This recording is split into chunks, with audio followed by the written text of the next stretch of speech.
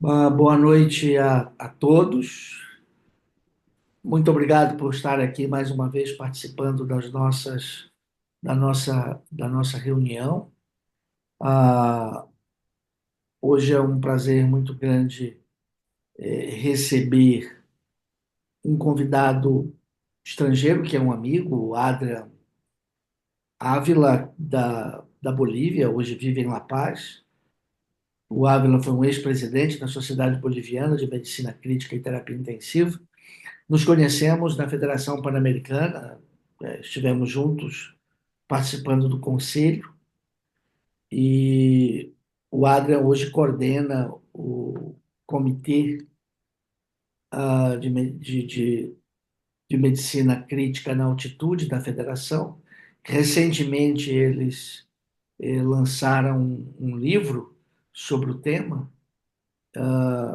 e, portanto, é alguém bastante conhecedor do assunto.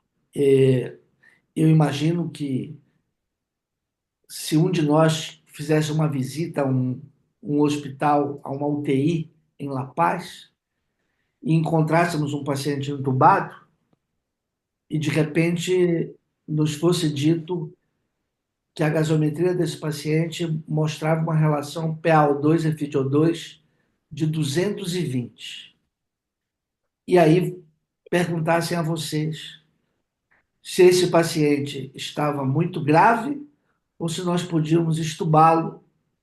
Imagino que vocês teriam alguma dúvida. E é sobre essas dúvidas que nós vamos discutir hoje. Adrián, muchas gracias por aceptar nuestra invitación. Usted vive en la capital más alta del mundo, pero nosotros sabemos que en La Paz tiene una ciudad alta y una ciudad baja. ¿Cuál es la altitud de donde usted vive hoy? um, 3200, pero pues yo soy nativo de la altitud, me he gestado y he crecido a 4150 en el alto. Ok. Yo sé que usted sufre de anemia, pero ¿cuál es tu hemoglobina hoy? Eso les voy a comentar. Pues muchas gracias, Ederlon, por la presentación. Me siento muy honrado, muy feliz de compartir con ustedes también la experiencia de las personas que vivimos en la altitud. Pues quería que me digas cuánto tiempo tengo, querido Ederlon. Lo que necesitas, Adrián. Por favor, siga en frente. Ya, ya, muchas gracias. Entonces, pues vamos a empezar con la presentación. Este primer gráfico pues muestra la mujer típica en las altitudes, ¿no? Y los que hemos crecido en la altitud, pues tenemos así abrigado siempre con mucha ropa y pues esta es la forma en que las personas que vivimos en la altitud hemos crecido. ¿Y por qué es tan importante hablar de la altitud?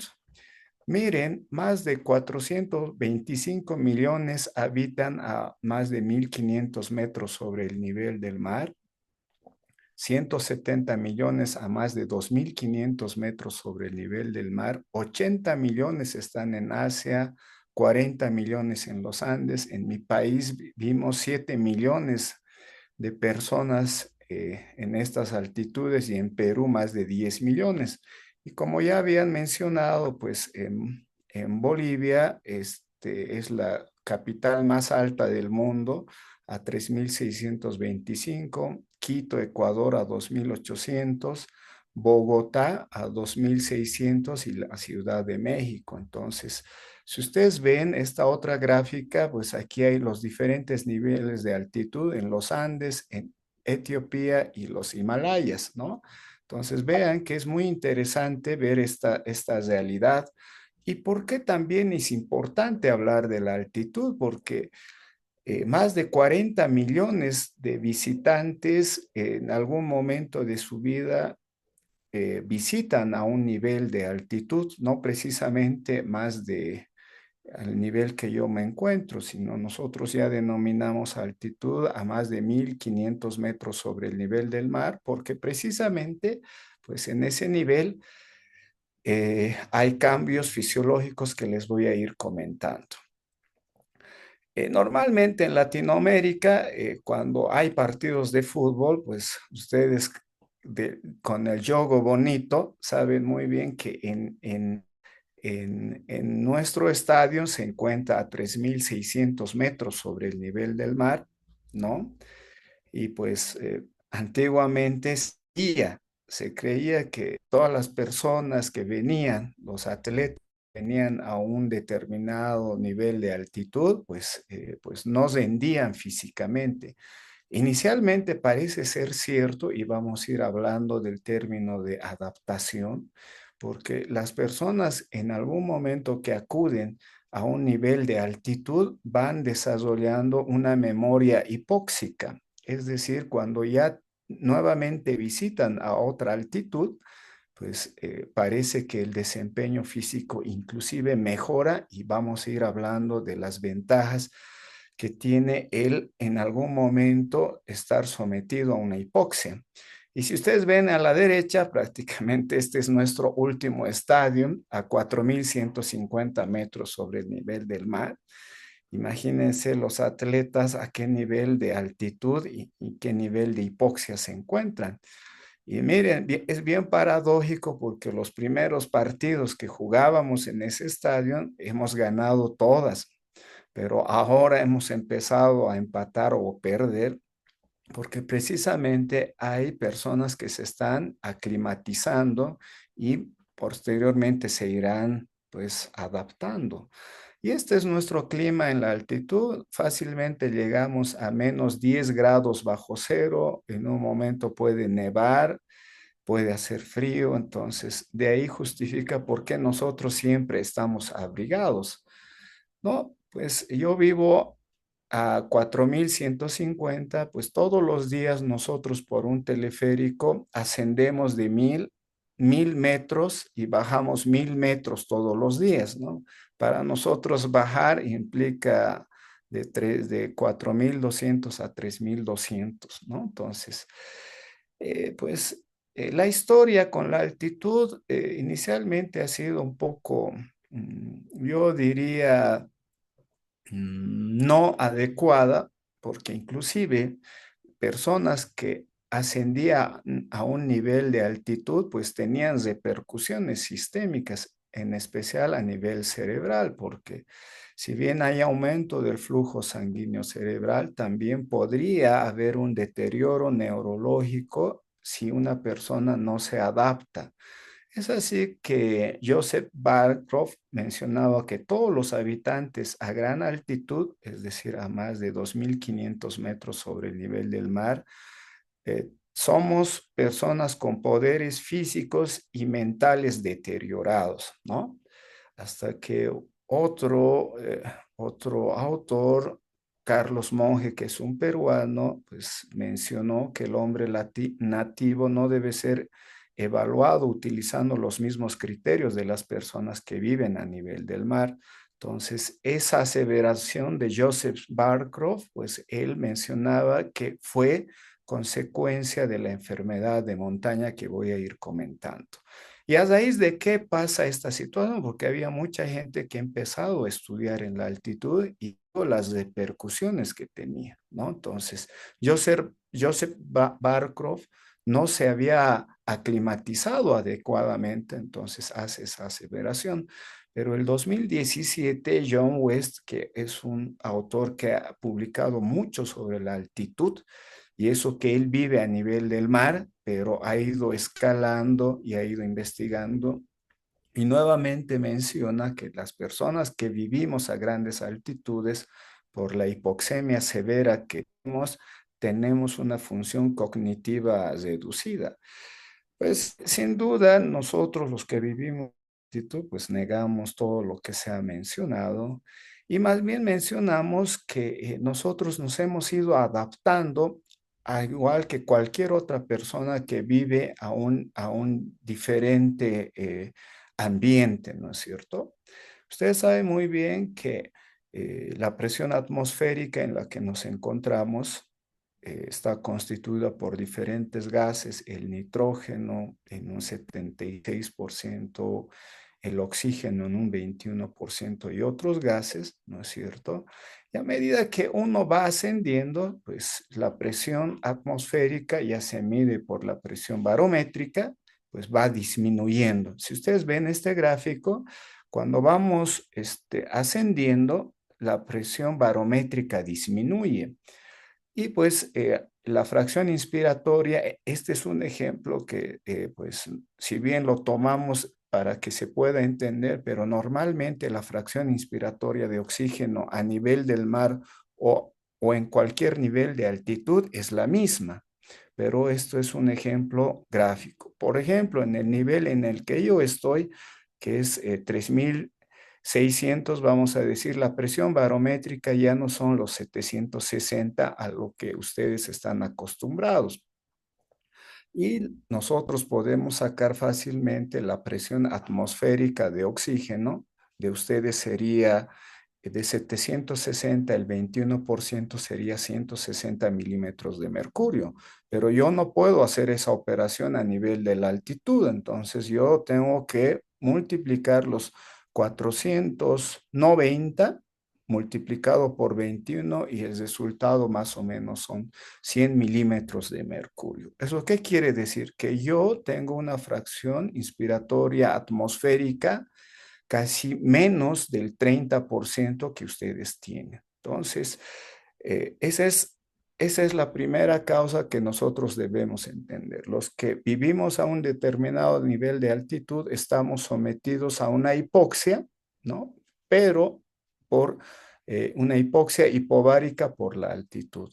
Y hay otros cambios ambientales que se debe tomar en cuenta. Nosotros tenemos la temperatura muy baja, ¿no? La radiación solar muy alta, y les voy a comentar en qué ha repercutido esto, principalmente en el COVID-19, aire de la humedad relativamente baja. Entonces, vean que son estos cambios que nosotros tenemos en la altitud. Y dependiendo al nivel de altitud a la que estamos, hay una respuesta sistémica.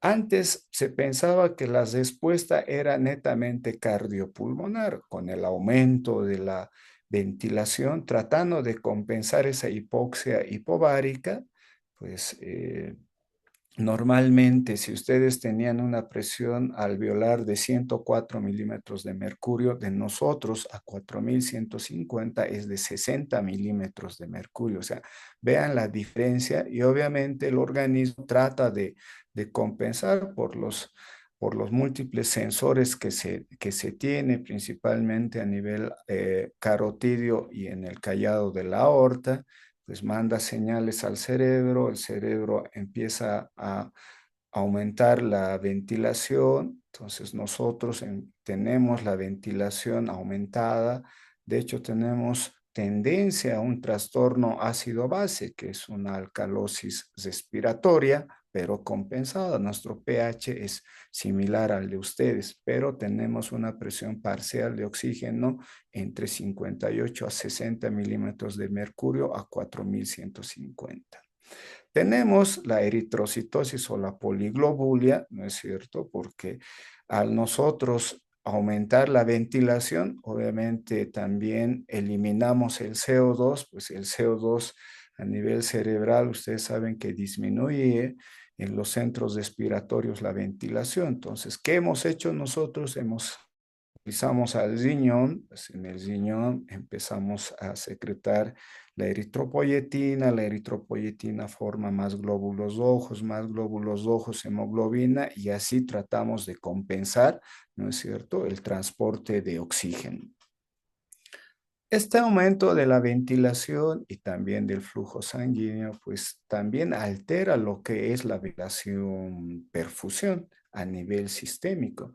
Y finalmente, los que vivimos ya o los que somos nativos, en mi caso, los que nos hemos gestado y crecido a una altitud, nosotros desarrollamos la angiogénesis, ¿no? Tenemos vasos muchos más numerosos que ustedes, así también aseguramos una adecuada entrega de oxígeno a nivel sistémico. Y esta gráfica es muy interesante porque en español dicen altura, no dicen altitud. La altura es la distancia vertical desde la base hasta la parte más elevada. Yo tengo una altura de unos 70 centímetros o metros, perdón, y la altitud se mide por encima del nivel del mar. Como está en este gráfico, nosotros tenemos y compartimos con Perú el lago Titicaca, que está a 3.850 metros sobre el nivel del mar. Entonces, conociendo esta fisiopatología, sin duda hay genes que se disparan, ¿no? Ustedes conocen muy bien el factor inducible de la hipoxia. Es un gen que lo tenemos prácticamente por toda la economía del cuerpo. Frente a una normoxia rápidamente se degrada, ¿no es cierto? Pero a una hipoxia se une, ¿no es cierto?, a elementos respondedores de la hipoxia y van prácticamente expresando genes. Como les habíamos mencionado, la eritropoyetina es la más importante, pero dentro de esas podemos nombrar al óxido nítrico, podemos nombrar al factor de crecimiento endotelial vascular para que pueda tratar de compensar esta hipoxia. Y como ustedes ven en esta gráfica, prácticamente los andinos y los tibetanos versus los etianos, pues no nos hemos compensado porque los tibetanos no desarrollan, por ejemplo, eritrocitosis, no desarrollan presión en la arteria pulmonar y si lo hacen es mínimo. Y nosotros los andinos prácticamente tenemos todo elevado. Esto es secundario, ¿no es cierto?, a la adaptación. Ustedes tienen una gráfica muy interesante de un tibetano que también se encuentra a 3.600 o 4.000 metros sobre el nivel del mar versus un andino. Si ustedes ven, el tibetano tiene muchos más años que un andino, más de 44.000 años, pero ellos tienen una hemoglobina casi normal de 15,6 gramos decilitro. Mientras tanto, nosotros, pues los andinos, tenemos una hemoglobina de 16,8 gramos decilitro. Y sin duda nosotros recién nos estamos adaptando y los genes, recientemente este es un artículo nuevo del 2025 donde se ha identificado que el gen responsable, ¿no es cierto?, de esta adaptación en la altitud es el factor nuclear KB. Entonces, este es el que se encuentra en los andinos. En los tibetanos hay otro gen, el EPA, y pues así se van identificando los genes responsables, ¿no es cierto?, de una determinada adaptación. Entonces, ¿qué podemos mencionar en esto? La adaptación humana a gran altitud ha traído la atención de biólogos, moleculares, antropólogos, genetistas y fisiólogos. ¿Por qué? Porque ven que realmente el ser humano frente a esta adaptación, pues ha cambiado el paradigma, ¿no es cierto?, de algunos puntos de corte. Vamos a ir revisando algunos pacientes que utilizamos de los que son diferentes a nivel del mar. Por ejemplo, una gestante a gran altitud.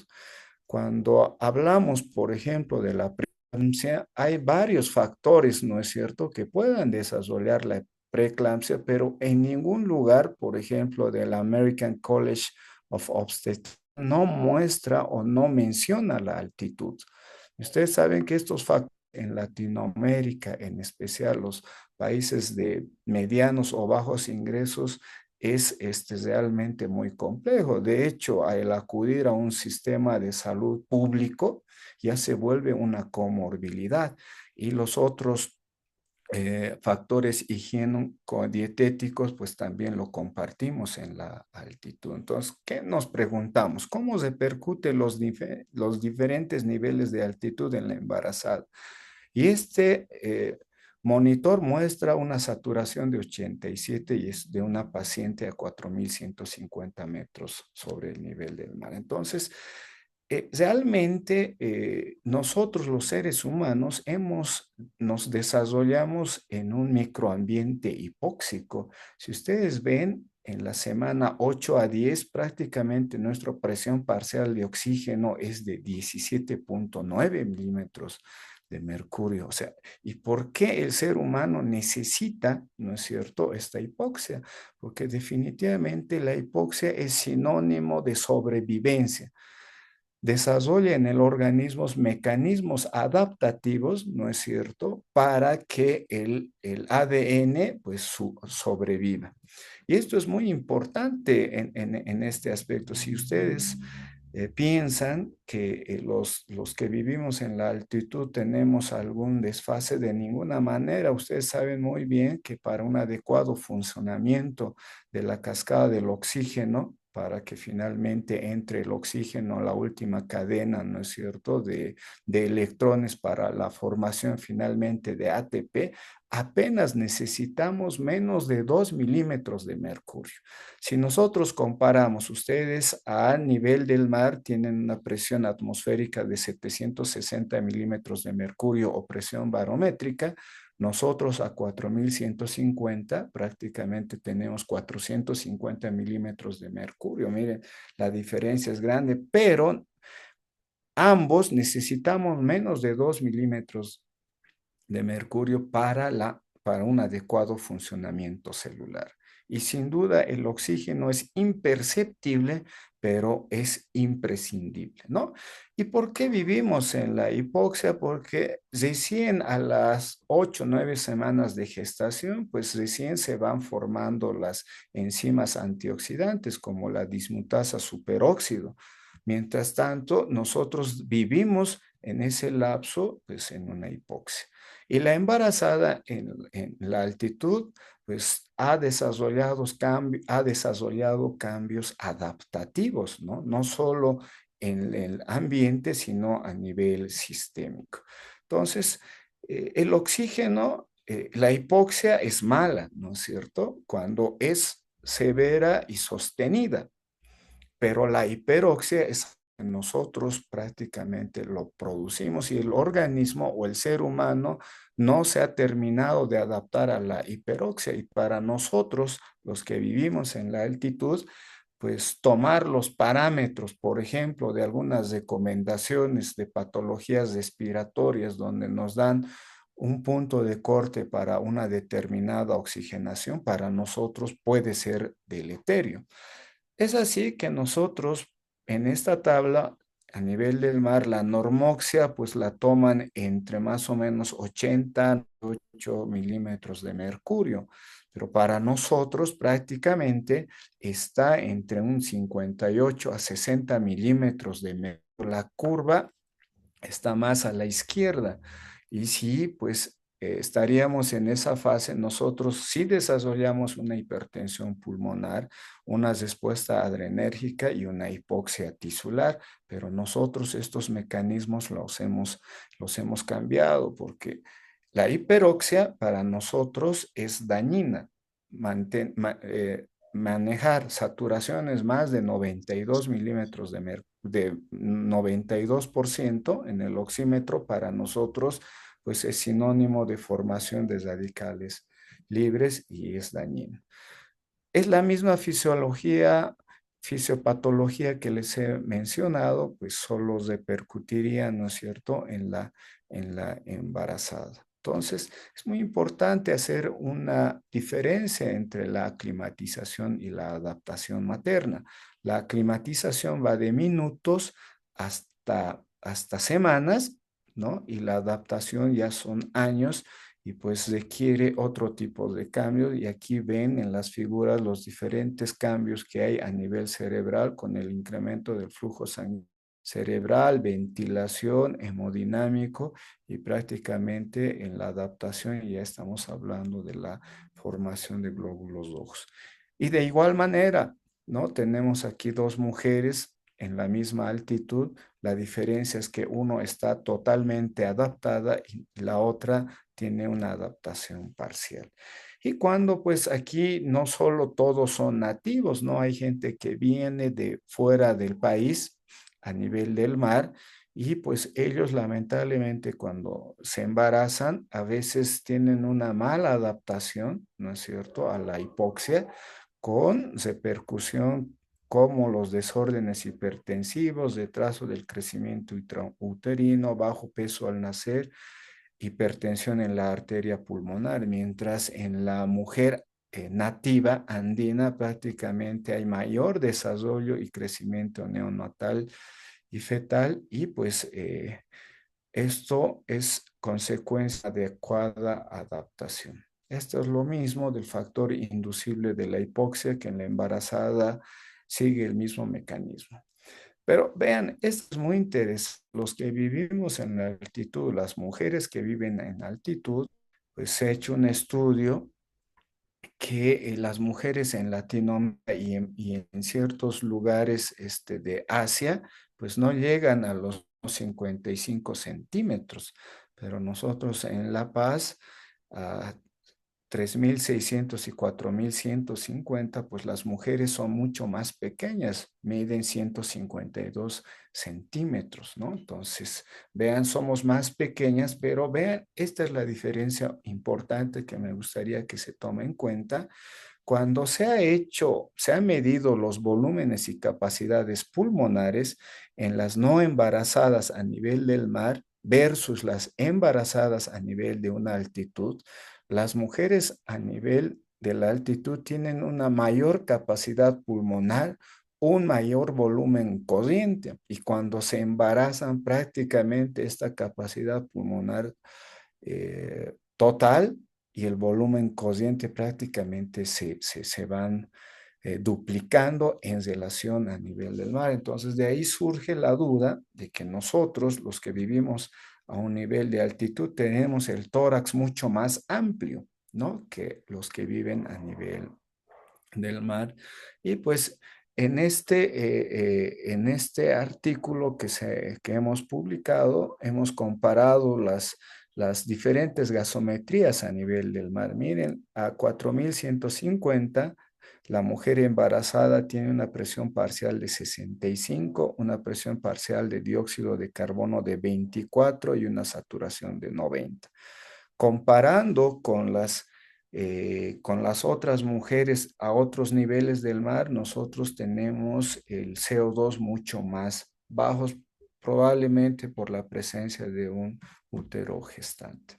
Entonces, pareciera que la altitud en muchos deportes mencionaban que estaría relacionado prácticamente con un incremento de la presión arterial y la preeclampsia. En este metaanálisis prácticamente concluyen que si bien hay un aumento de la presión arterial mayor a 4 milímetros de mercurio, ¿no es cierto? Hay una hipertensión gestacional en un 92%, pero vean, preeclampsia inclusive en la altitud disminuye en un 43%. Entonces, eso nos llama mucho la atención, ¿no? Porque no hay muchas preeclámpticas en la altitud. Pareciera, ¿no es cierto?, que el frío, etcétera, provocaría una vasoconstricción, pero este metaanálisis muestra lo contrario, que más bien la preeclampsia está disminuida.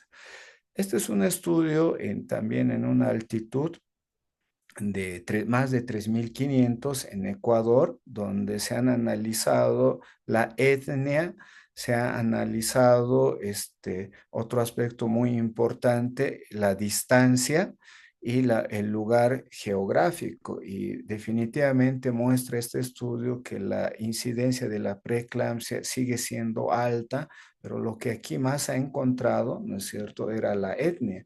Pareciera que los de esta raza de Montubio desarrollan más preeclampsia en un casi 18 veces más. O sea, tener esta raza pareciera que incrementa un factor de riesgo. Entonces, de esto han salido muchos estudios cuestionándose por qué la mujer en la altitud no desarrolla preeclampsia. Y este estudio pues revela que las andinas embarazadas tienen niveles mucho más altos, ¿no es cierto?, de antioxidantes. Y este antioxidante, pues, está asociado con mayor diámetro de la arteria uterina, mayor flujo de la arteria mm, y posibles factores de protección contra los trastornos hipertensivos. ¿Y cuáles son estos antioxidantes que se han identificado? Si ustedes ven al lado derecho, hay mayor cantidad de progesterona, mayor cantidad de cortisol, ¿no es cierto? Hay mayor funcionamiento de la aromatasa y del 17 beta estradiol en la altitud. Entonces, pareciera que estos tres elementos antioxidantes se expresan más en la mujer andina y probablemente pues disminuya la preeclampsia. Además, hay otro aspecto muy interesante cuando hablan, ¿no es cierto?, del potencial SOL de los, de otro tipo de enzimas antioxidantes, ¿no? Vean este gráfico comparando de baja altitud y alta altitud. Nosotros tenemos o sintetizamos más la catalasa, ¿no es cierto? Y la superóxido dismutasa, como están comparando con el nivel a nivel del mar, pues nosotros tenemos mayor cantidad de estos antioxidantes que probablemente también sean los factores que cubran, ¿no es cierto?, o nos protejan o protejan a las mujeres en la altitud, ¿no es cierto?, para desarrollar eh, preeclampsia. Hay un aumento del flujo de sangre de la arteria uterina, pues comparando, pues vean, los andinos tenemos un flujo de la arteria uterina mucho más altas que las europeas, entonces esto también aseguraría, ¿no es cierto?, un adecuado flujo. He ido trabajando pues en varios aspectos en relación a la mujer embarazadas que les voy a ir comentando. ¿Cuáles son los cambios en el síndrome de distrés respiratorio agudo?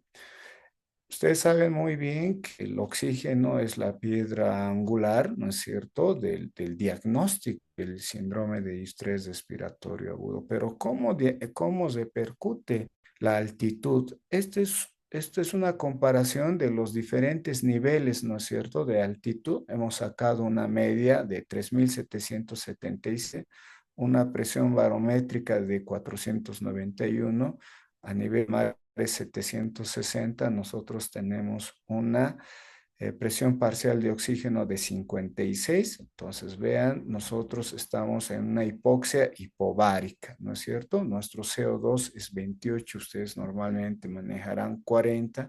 Y vean que nosotros hemos ido compensando. Y estos son los pacientes que hemos visto en el síndrome de distrés respiratorio agudo. Vean, en este caso, pues paciente a 4.150 satura 70%. Ella está tranquila y claro, uno al ver esta imagen o este monitor prácticamente pues se alarmaría. Pero como les he mencionado, nosotros hemos desarrollado mecanismos compensadores para esto. Y yo pues hace un mes estaba en Acapulco, me he medido la saturación y yo no puedo saturar más de 92, o sea, a nivel del mar yo saturo pues 92. A nivel de la altitud, mi saturación es de 88, 90 a 4.150 metros sobre el nivel del mar. En relación a lo que me habían preguntado previamente, ¿cuánto es la hemoglobina que manejamos? Vean, en esta población minera de 5.000 metros, pues la hemoglobina va de 14 a 24, en el femenino, masculino de 13 a 27, ¿no? Comparando con los tibetanos, ellos tienen normalmente la hemoglobina. Y nuevamente nosotros en la altitud tenemos mejores volúmenes y capacidades pulmonares, entonces muchas veces las maniobras de protección, por ejemplo, la utilización de volúmenes cocientes bajos que normalmente nos dice la literatura, puede que no sea aplicable, ¿no? Porque nosotros tenemos mayor compliance y mayor distensibilidad pulmonar, por lo que les he mencionado. Y ya se han hecho varios estudios en relación a la capacidad pulmonar total. Nosotros tenemos una capacidad pulmonar total y un volumen cociente mucho más alto que ustedes. También la hipoxia en nosotros nos afecta en la hipertensión en la arteria pulmonar. Normalmente es menos de 15 milímetros de mercurio.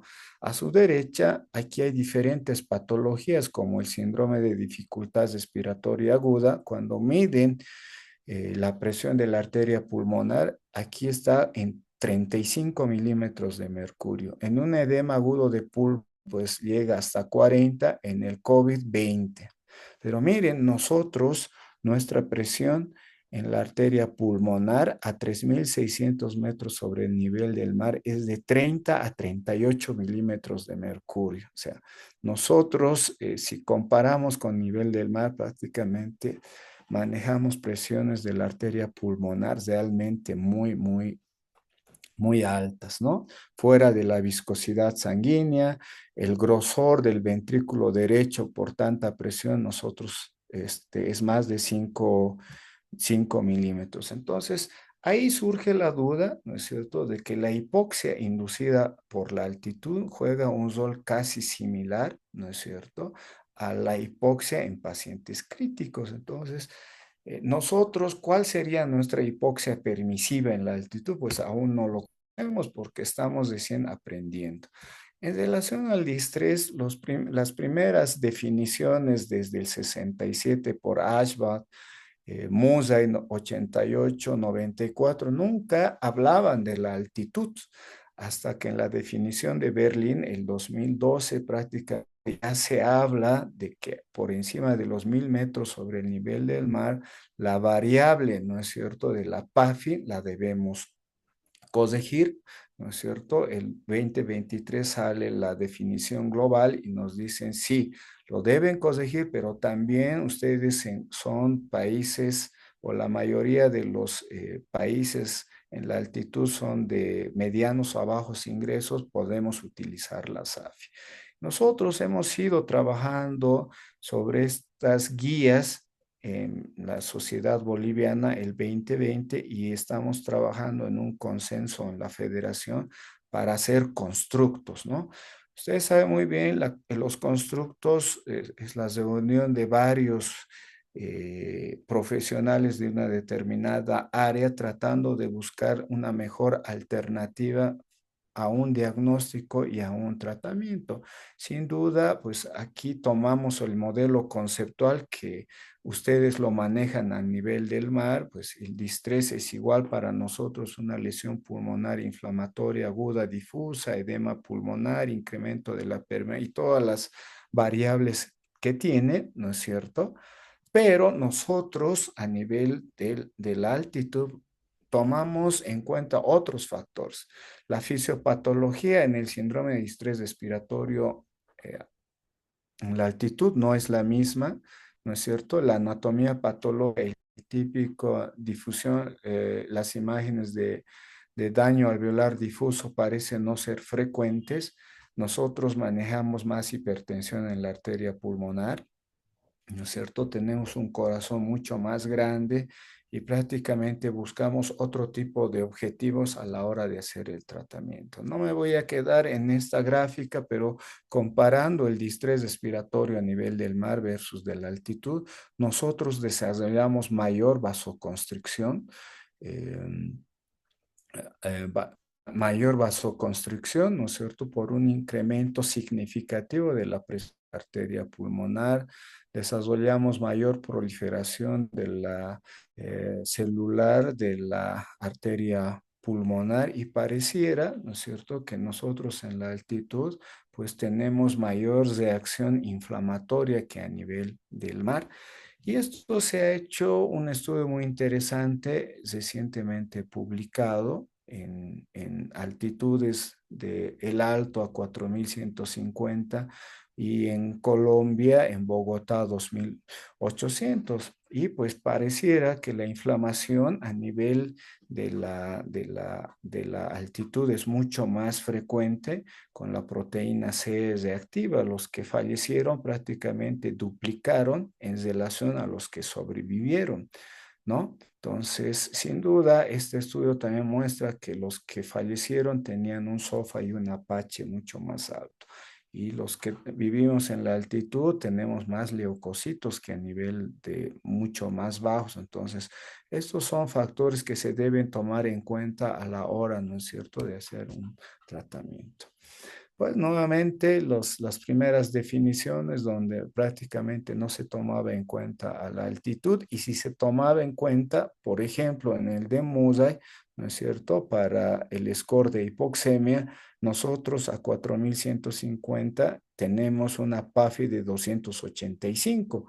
Si nosotros hubiésemos utilizado y, ojo, utilizábamos antes estos scores, pero prácticamente magnificábamos, ¿no es cierto?, nuestro daño. Es así que sale Berlín con la nueva definición, pues prácticamente nosotros en la altitud modificamos la PAFI por la presión barométrica dividido entre 760.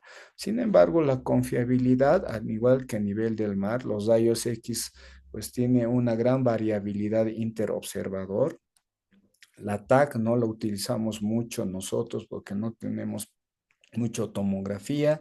La factibilidad se adapta a todos los niveles de altitud, todavía no conocemos.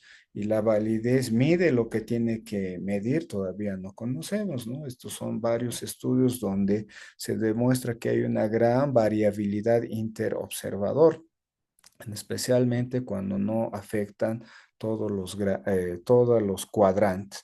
Es así que salen estos dos artículos, uno por el doctor Gibaja, donde cuestiona si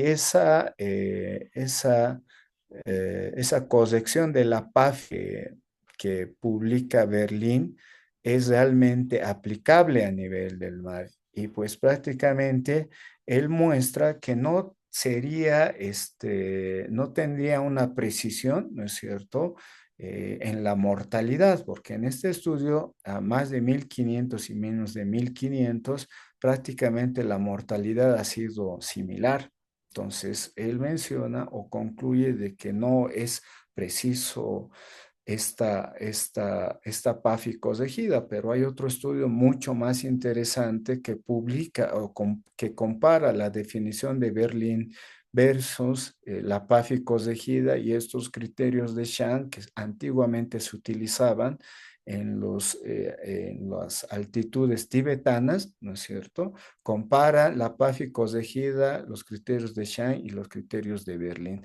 Prácticamente menciona que sí se debe hacer esta corrección porque cuando hay una PAFI corregida, pues nosotros nos acercamos a los pacientes más críticos, porque si yo no lo corrijo, todos entraríamos a un síndrome de estrés respiratorio leve, si hacemos nosotros esa clasificación. Y estos son, pues, estudios de personas que viven también a 3600 a 4150, igual toman en cuenta toda la definición de Berlín. Finalmente sale la última nueva definición global, donde prácticamente lo único que cambia es la PAFI y la FiO2. Obviamente sus otras variables, principalmente la de Kigali, ¿no? Donde ya no se requiere que un paciente esté intubado. Y nosotros, obviamente, en la altitud tendríamos que validar la SAFI, ¿no? Porque nosotros no utilizábamos mucha SAFI, más utilizamos el PAFI, pero ya con esta nueva definición global, nosotros debemos validar. Es así que nosotros ya en mi hospital a 4150 hemos validado y sí correlaciona, ¿no? En mi sociedad hemos trabajado con guías y tratamientos, si bien no teníamos algo claro para el distrés en la altitud, pero nos hemos basado en en las recomendaciones indirectas, sabiendo que nosotros tenemos diferencias anatómicas y funcionales a nivel del mar para principalmente de la presión positiva al final de la expiración. Nosotros hemos utilizado bastante lo que es la posición prona. Usted sabe muy bien que tiene muchas ventajas. Estamos trabajando actualmente mucho con ecografía para validar algunas imágenes en la altitud. Estas son dos pacientes que hemos hecho traqueostomías, ya no pedíamos tomografías, nos basábamos, como dice el último consenso, buscando imágenes líneas B en la ecografía, ¿no? Y este es un caso que, miren con cuánto de saturación ha entrado al paciente, con 50%, ¿no? Lo hemos pronado inmediatamente y pues el paciente sale con 80% y este paciente vive en la ciudad de Oruro, que es a 3.600. Nosotros habíamos recomendado que baje un poquito más de altitud, pero pues él no quiso, actualmente vive tranquilo, feliz, retornado y hemos hecho un nuevo control, él satura 84, 85. Desde la federación hemos empezado a hacer consideraciones sobre el diagnóstico y tratamiento, ¿no es cierto? Y hemos definido mejor qué es un distrés en la altitud, porque no es igual que a nivel del mar, ¿no es cierto? Por la fisiología, por todos los cambios que hemos ido mencionando.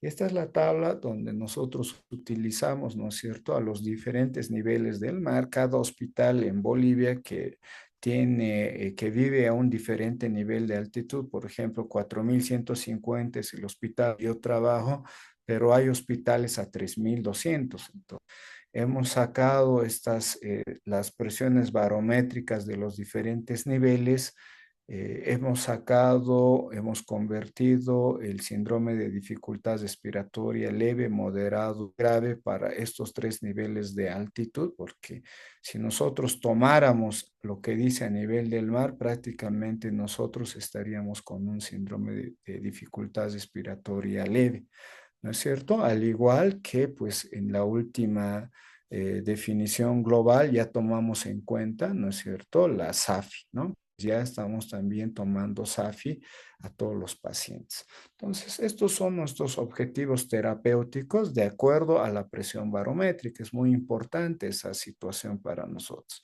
Media altitud, elevada altitud, gran altitud, a 4.150, este es nuestro objetivo.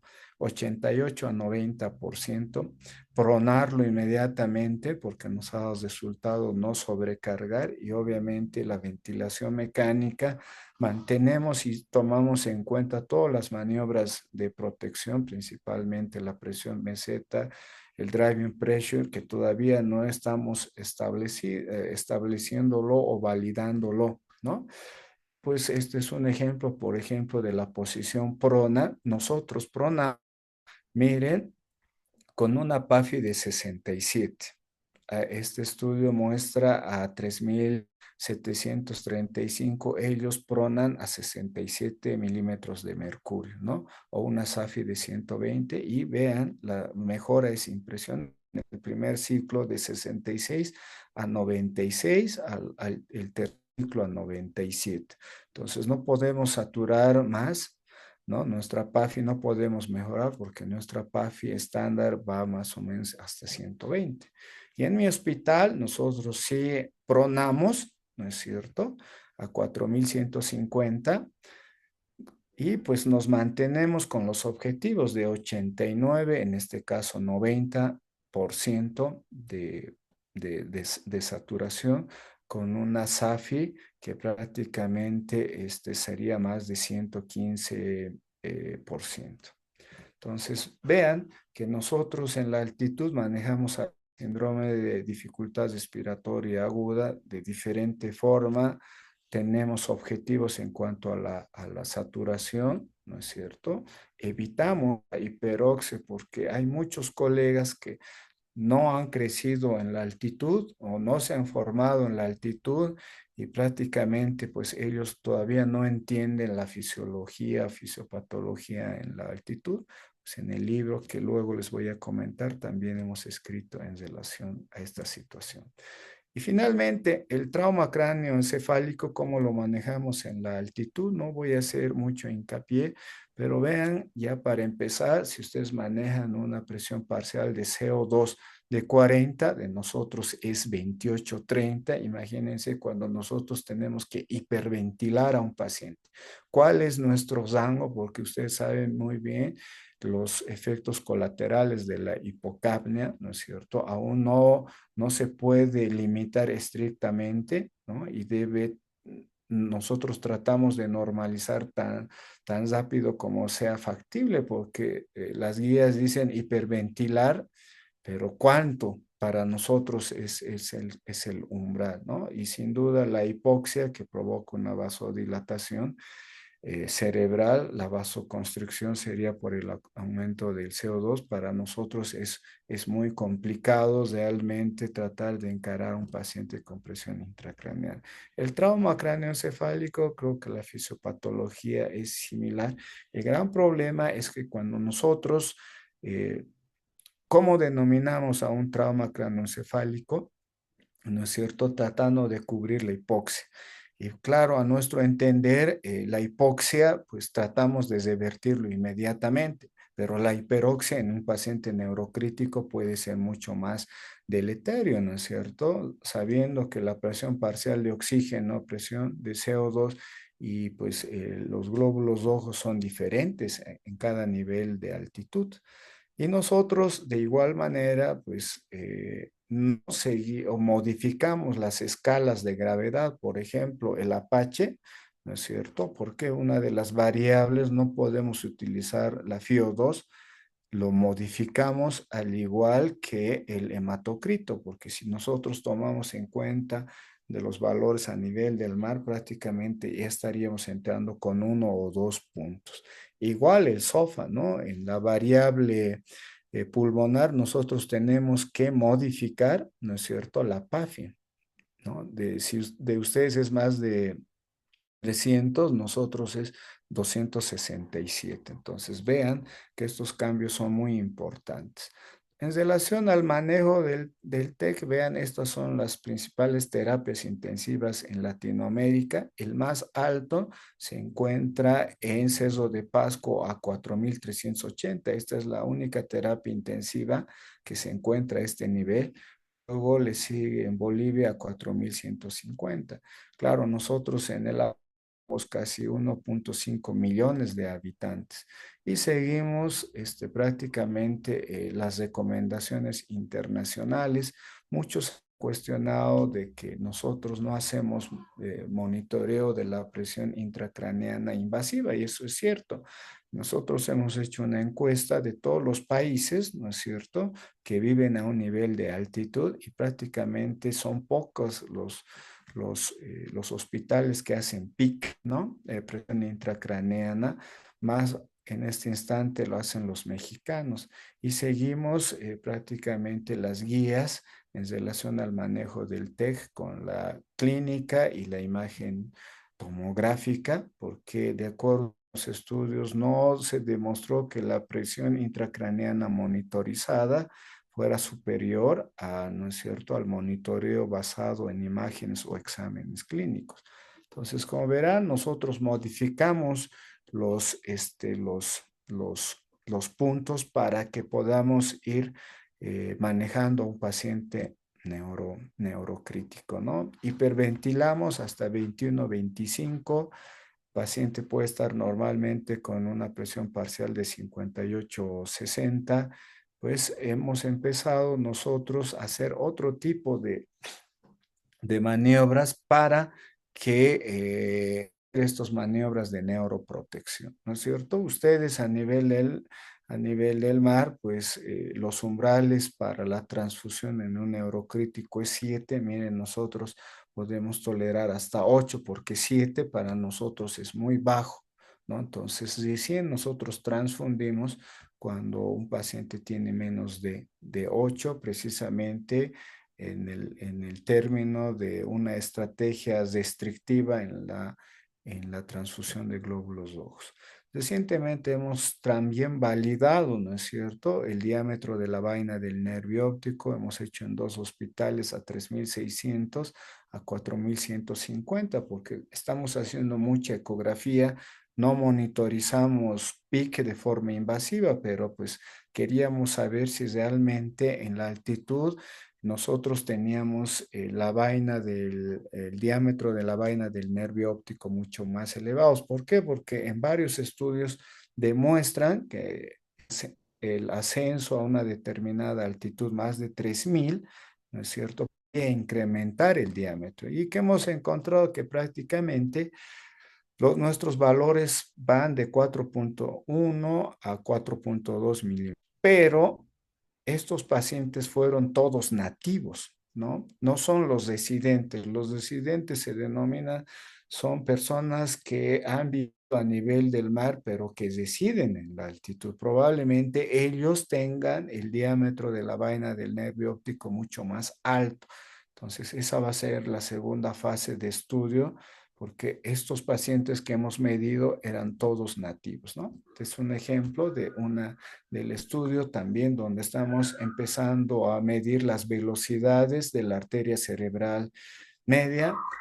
Normalmente solo nos guiábamos por la morfología, ¿no es cierto?, del pico sistólico y diastólico para sacar el índice de pulsatividad y de resistencia, ¿no es cierto? Y pues esto también ya lo hemos publicado y los resultados son alentadores, ¿no? Miren, la media de la arteria cerebral media es de 100 a 4.150, a 3.600 baja es 97, sacando por la fórmula de Bellner, ya tomando en cuenta el índice de pulsatividad, pues nosotros manejamos una presión intracraneana de 7.9 a 4.150, a 3.650 de 9.2 conociendo el índice de pulsatividad, ¿no es cierto? Que ya lo tenemos, es de 0.84, pues nosotros prácticamente manejamos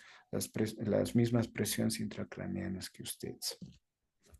Finalmente, ya para ir concluyendo, ¿cuáles son los beneficios de la altitud en la salud? Si ustedes han visto los otros gráficos, era al revés, ¿no? Cómo repercutía la altitud en una determinada enfermedad, pero ahora voy a un poquito mostrarles cuáles son los beneficios de la altitud en en la salud. Sin duda, la preaclimatización es muy, muy importante en este sentido, porque ustedes entenderán que lo que debemos empezar a manejar es la plasticidad de la mitocondria, ¿no? Mejorar la fosforilación oxidativa, mejorar la flexibilidad de sustratos, ¿no es cierto?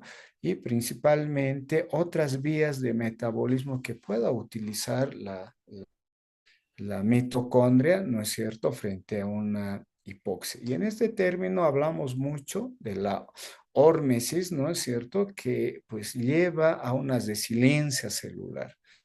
Entonces, ya se han hecho múltiples estudios que voy a ir mostrando, ¿no es cierto?, tratando de que algo que estrese en forma leve, pues desarrolle en el organismo mayor adaptabilidad, principalmente a nivel mitocondrial. Entonces, eso es lo que queremos en estas últimas gráficas mostrarles. Estos estudios con relación al COVID-19 muestran que a mayor altitud nosotros podemos tener mayor protección a la hipoxia y eso es verdad porque hay pocos casos que se han mostrado a más de 4.100 a 4.100 metros sobre el nivel del mar. Este es un estudio humano.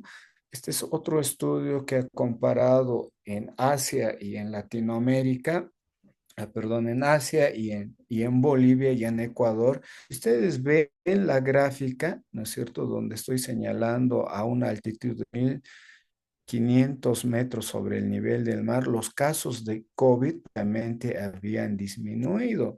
Pues usted muy bien que el receptor de 19 era la angiotensina 2, ¿no es cierto? Nosotros los que vivimos en la altitud, pues no tenemos mucho angiotensina 2, pues en los estudios reportan que más bien nosotros tenemos la angiotensina 1, que es vasoconstrictor, por eso tendríamos tendencia a esta hipertensión de la arteria pulmonar. Y los casos prácticamente que son estos puntos azules, vean que se encuentran a menos de 1000 metros.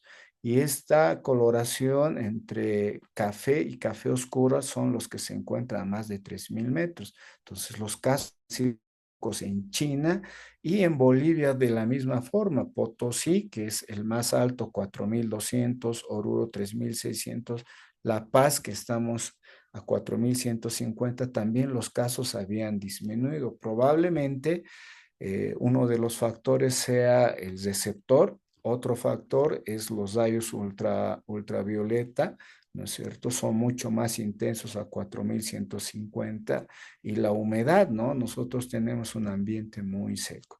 Entonces, ¿cuáles son los beneficios, no es cierto, de una hipoxia intermitente? Vean, prácticamente de neuroprotección, mejora en el conocimiento, regula el estrés, regula la presión, regula el dormir bien, regula el dolor, mejora la respiración, mejora el apetito, mejora el ejercicio, mejora el sistema inmunológico. Vean, realmente someterse a un nivel de altitud pareciera ser bueno.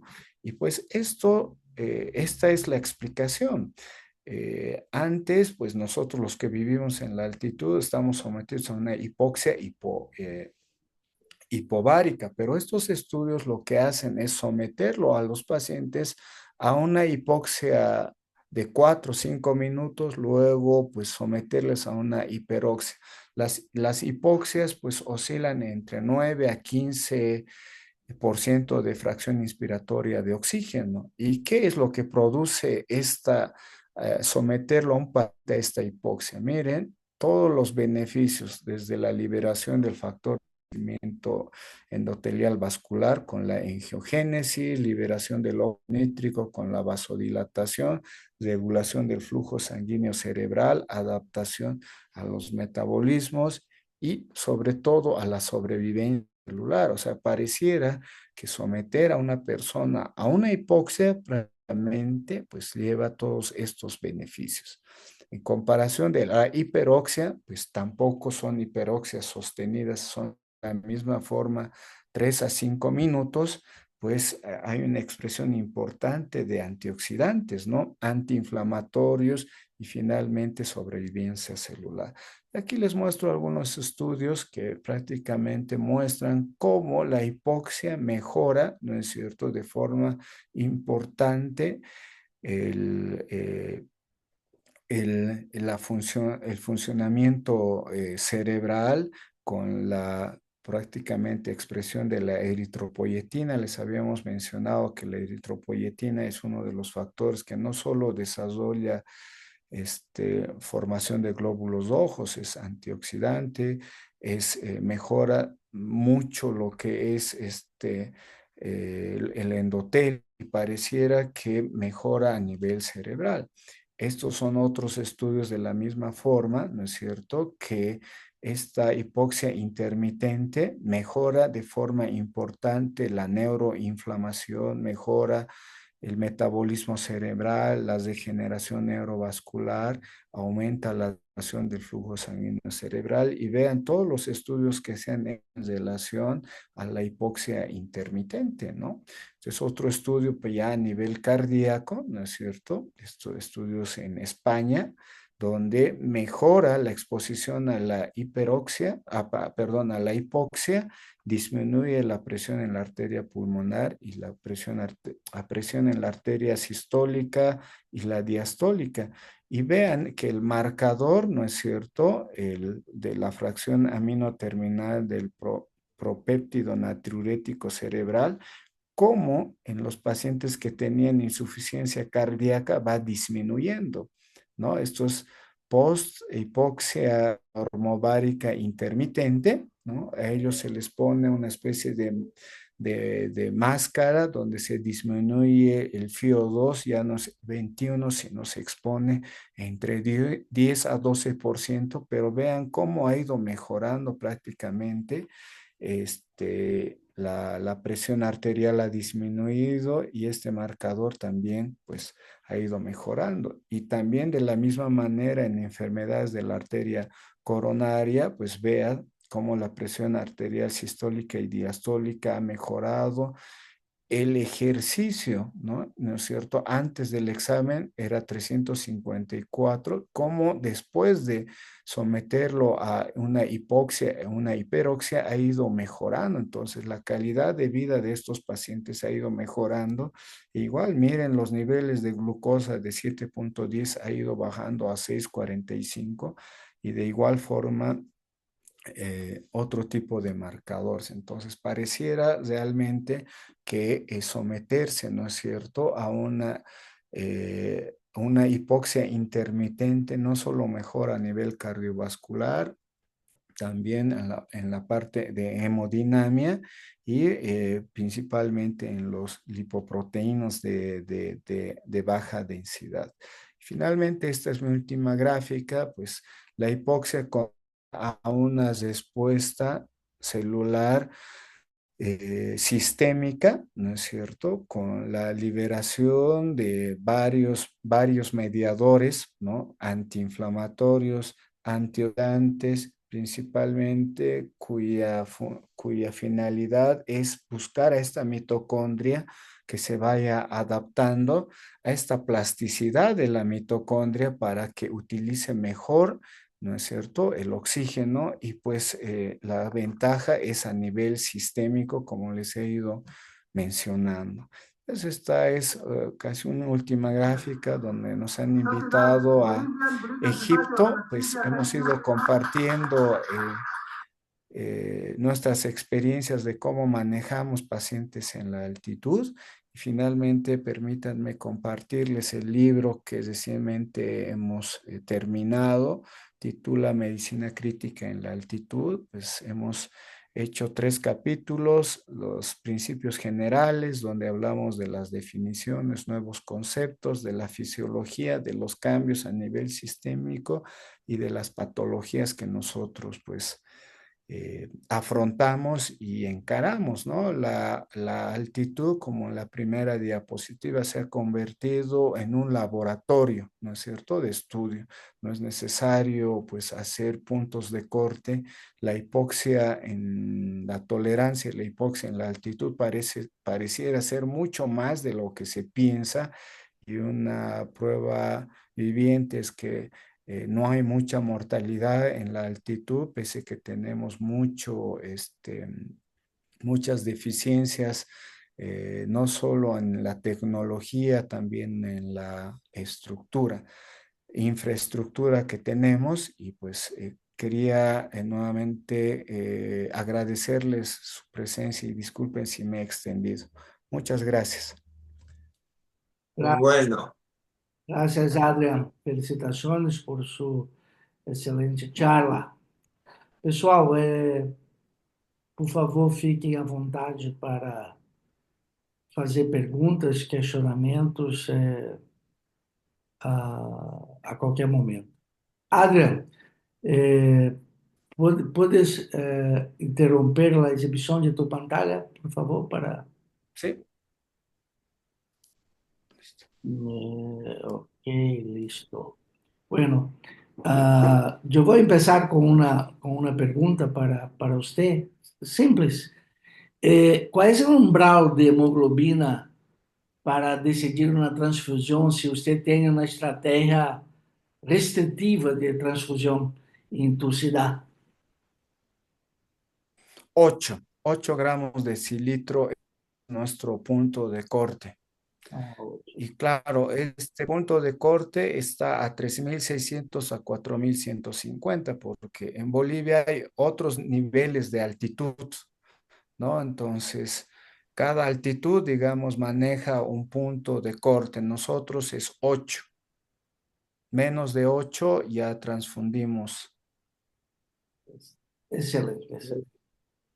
Adrián, en que pese o que hubiese hablado sobre los beneficios de la policitemia de la altitud, no me parece, pero que sea una adaptación evolutivamente ventajosa, porque si observamos la biología evolutiva de los animales mamíferos inferiores que viven en las altitudes que tienen 2 millones, digamos, 3 millones, como las alpacas, las llamas, leopardo de las nieves, y esos animales tienen adaptaciones completamente diversas de las nuestras humanas.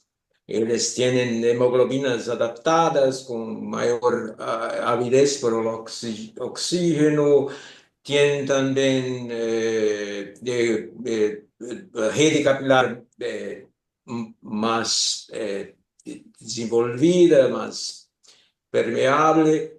Entonces, pienso que nos estamos en...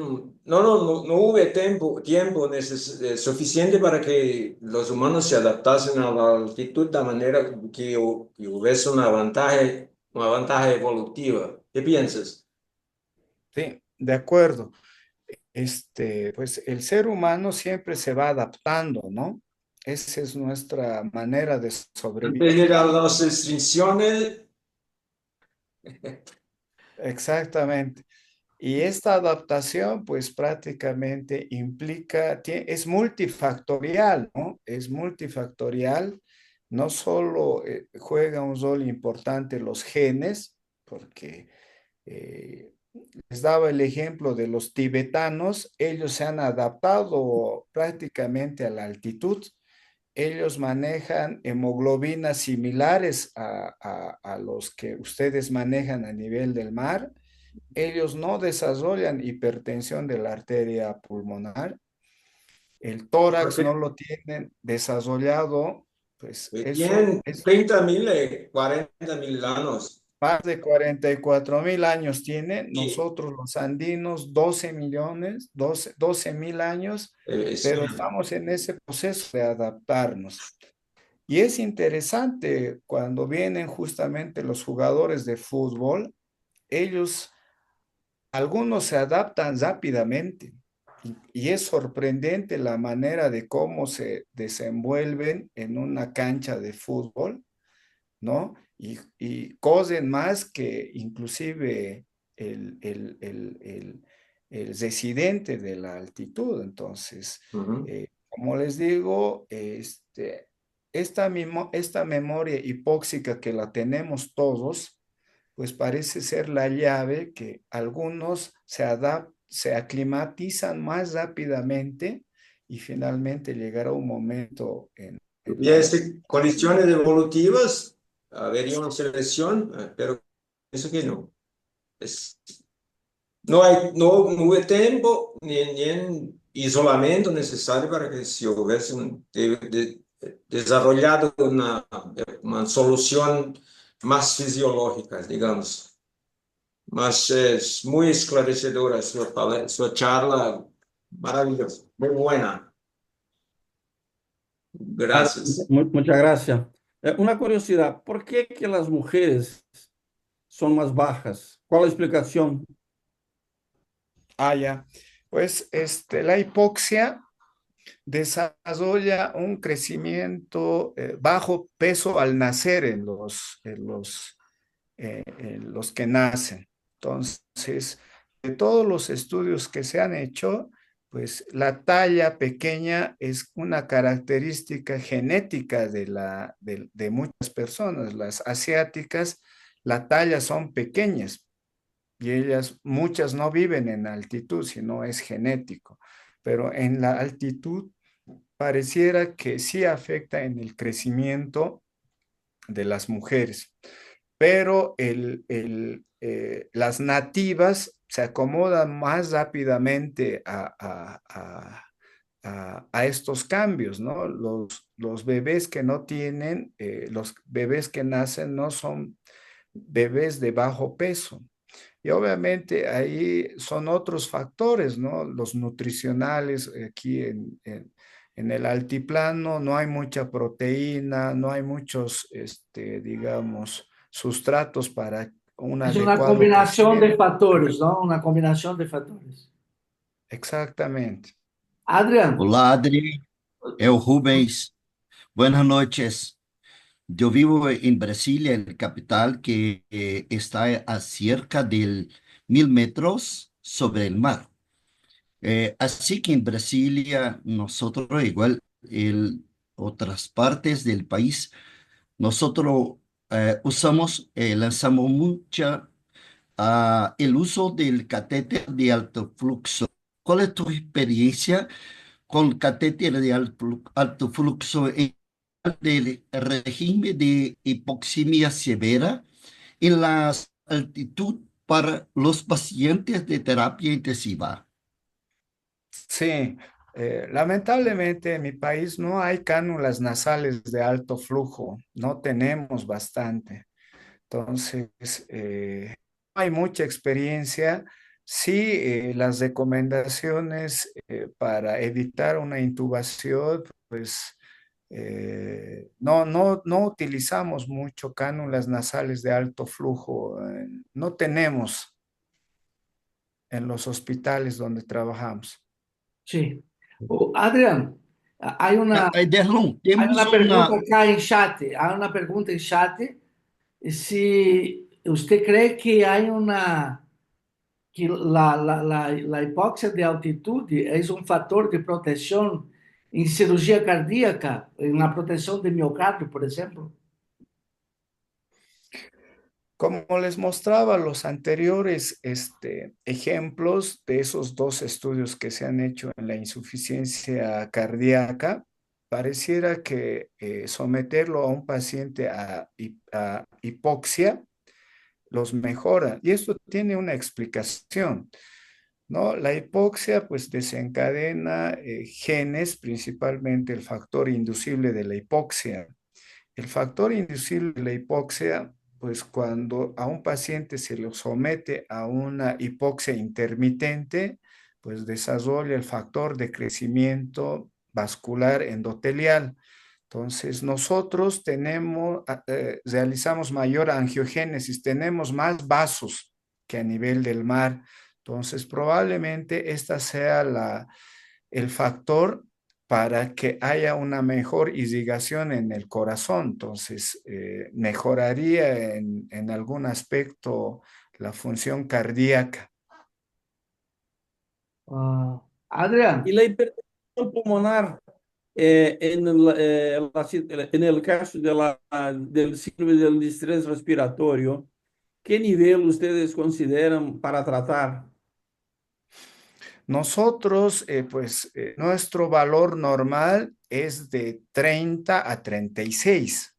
Sí. Entonces, de 40 ya es moderado y hasta 50, 60 es el severo. Entonces ahí cuando tenemos una presión en la arteria pulmonar de 60, utilizamos ya vasodilatadores. ¿Y qué vasodilatadores ustedes utilizan? ¿Óxido nítrico?